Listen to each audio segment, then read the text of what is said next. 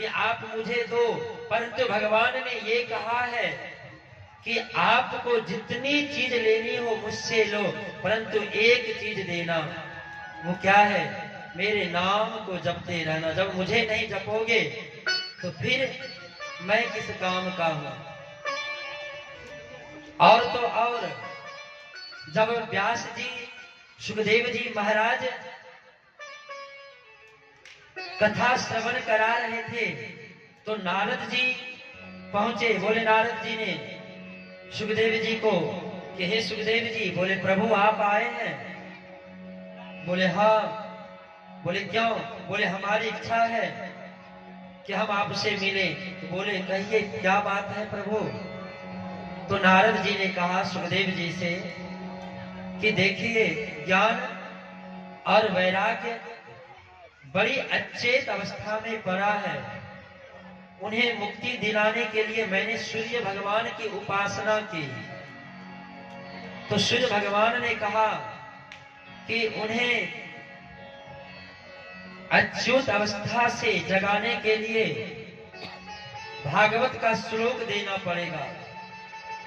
तो भगवान बताइए कि अब मैं कौन सा श्लोक उन्हें दूं जिससे वो जाग जाएंगे। तो नारद जी को सुखदेव जी ने कहा कि भागवत के हर एक श्लोक में श्री कृष्ण का वास है, हर एक श्लोक में। इसलिए आप जिन श्लोक को श्रवण कराओगे वो हमारे कृष्ण के अमृत रूप भक्त को प्राप्त होता है। तो सुखदेव जी की बात को सुनकर के नारद जी बोले कि मैं ऐसी कौन सा और ऐसी कौन श्लोक को बताऊं?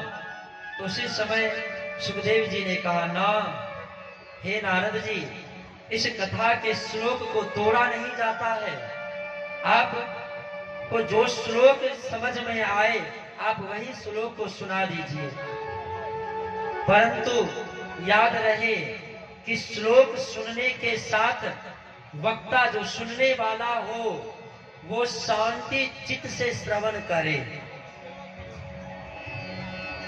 ये नहीं कि हम कथा पंडाल में आए हैं और घर की बहुएं कैसी है, घर की बेटियां कैसी है, बहू घर में भोजन नहीं बनाती है, बहुएं घर में लड़ाई झगड़ा करती है, ये बात करने के लिए नहीं, बल्कि कथा श्रवण करने के लिए।